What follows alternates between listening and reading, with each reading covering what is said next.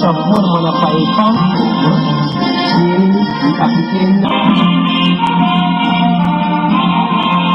taoriany fisafoany lehibe ny faritra Tsimosisanana ny colonel Namany Belona ny andiatafika dia niroso tamin'ny fanomezana maro boninahitra azy 12 mianadahy mianaka na vita be teto amin'ny firenena. Avy eo dia niroso tamin'ny maso ka ny aloha lalana izany ny filohalindahy izay notariny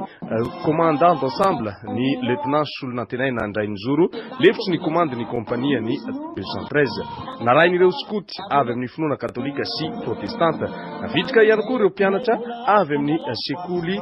eto farafangana ireo fikambanana maro samihafa narain'ireo fokotany eto an-tapitanana teo ihany koa ny antoko politika sy ireo mpikatroka fanatanjahantena amin'ny taranja maro samihafa. Etsika maro no nentina nanamarina n'ity 7 taona ny fahaleovantena ity toy ny fifaninanana ara-panatanjahantena sy ny etsika ara-zavakanto fanavarinany maro toy ny isa taona ny afomanga ny takariva ny 15 jona amin'ny ankapobeny ampilaminana no ny atrehany poniny farafangana ny fety ny 11 jona na